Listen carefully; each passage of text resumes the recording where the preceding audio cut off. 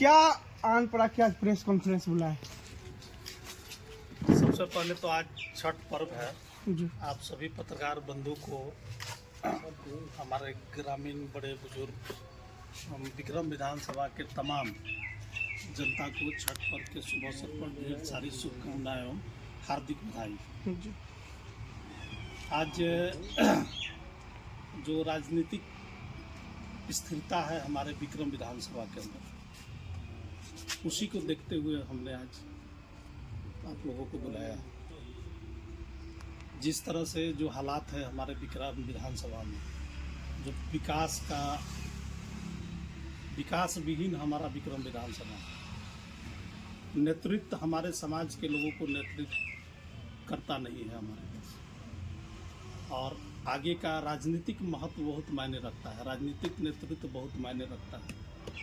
और यही कारण है कि अब विक्रम विधानसभा वंचित नहीं रहेगा, इसी के लिए हमने देखा जाए तो कहीं ना कहीं अगर विकास की बात कर रहे हैं तो एक दिन में 13 सड़क का उद्घाटन हो रहा है, 5 सड़क का शिलान्यास हो रहा है, तो कैसे देखते हैं विकास को? अचानक से चुनावी वर्ष में आपको सड़क का शिलान्यास करने की जरूरत क्यों पड़ गई? आप 5 साल क्या कर रहे थे? 5 साल आपने सड़क का निर्माण क्यों नहीं किया? इसका ये आप लोग पूछिए उनसे जा करके कि अचानक से चुनावी वर्ष में आपको सड़क निर्माण करने की क्यों ज़रूरत पड़ी? वो फंड किसका है? वो फंड आपका है, वो फंड सांसद का है, वो फंड मुख्यमंत्री योजना का है। इसकी भी जानकारी आप लोगों को लेनी चाहिए।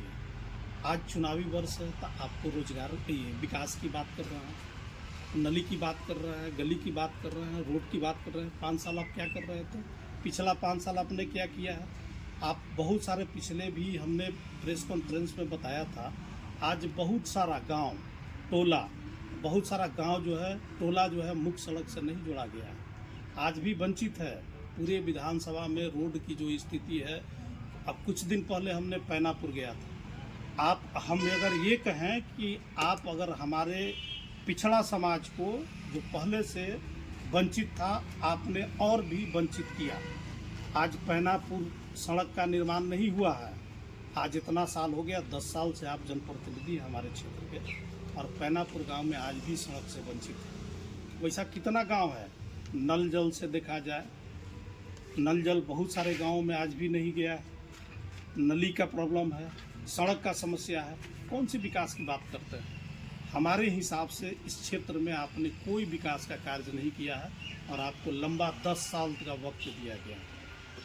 सर, जहरीली शराब कांड जो हो रहा है उसको क्या कहना चाहेंगे? देखिए, जहरीली शराब कांड में 140 आदमी की मृत्यु हुई है, और ये शराब बिक्री होती है, और ये बात किसी से छुपा नहीं हुआ। आज बहुत आसानी से हर घर में शराब उपलब्ध है।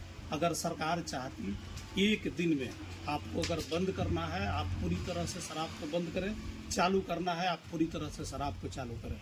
शराब के मामले में हमारा राज्य का जो राजस्व है, आर्थिक क्षति हो रही है, लोगों को शारीरिक क्षति हो रही है, मानसिक क्षति हो रही है। आप सरकार को इस पर पूर्ण विचार करना चाहिए और इसको पूर्ण रूप से चालू करना चाहिए। अब विक्रम की बात कर रहे हैं तो विक्रम में स्थित ट्रामा सेंटर के लिए जमीन भी अधिग्रहण शुरू हो गया है। अब ट्रामा सेंटर कुछ ही दिनों में बनकर भी तैयार होने के कगार पे देखा जा रहा है, तो ये विकास नहीं तो क्या है? अब आप ही लोग तो लगातार चलाते रहे हैं। पिछला 2 साल 2.5 साल ट्रामा सेंटर के लिए आंदोलन भी हुआ, और लगातार आप लोग भी इस मुद्दे को उठाते रहे। हम बोल रहे हैं कि चुनावी वर्ष में ही क्यों आप सब चीज़ का ये कर रहे हैं? इससे पहले आपने 2.5 साल क्या किया? 2.5 साल पहले आपने क्या यहाँ ट्रामा सेंटर की ज़रूरत नहीं थी? यहाँ एक अच्छे हॉस्पिटल की ज़रूरत नहीं थी? यहाँ स्वास्थ्य की आवश्यकता नहीं थी? आपने इस पर कोई काम नहीं किया।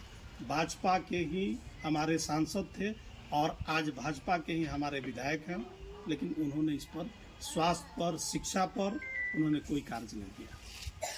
लेकिन विधायक जी का बिगड़े बोल है, जो प्रत्याशी विकास की बात कर रहे हैं उनको बुरचोनहर कहा जा रहा है। इसको कैसे देखते हैं? देखिए, हम पिछड़े समाज से आते हैं, और विधायक जी सामंती प्रवृत्ति के हैं, तो अभी भी उनका जो है जमींदारी प्रथा उनके अंदर से गया नहीं है। और क्या आप लोग बताइए कि पिछड़े समाज के लोगों को यहाँ विधायक बनना, जनप्रतिनिधि बनने का अधिकार नहीं है क्या? तो विधायक जी समांती प्रवृत्ति के लोग हैं और उनकी बोल अगर है तो वो बहुत आश्चर्य की बात नहीं है और उन्होंने ऐसा बोला है। चूँकि मैं पिछले समाज से आता हूँ इसलिए विधायक जी ऐसा कर सकते हैं।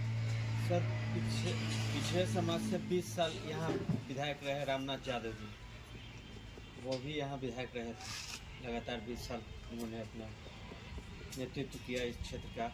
उनके नेतृत्व काल में कितना विकास हुआ था।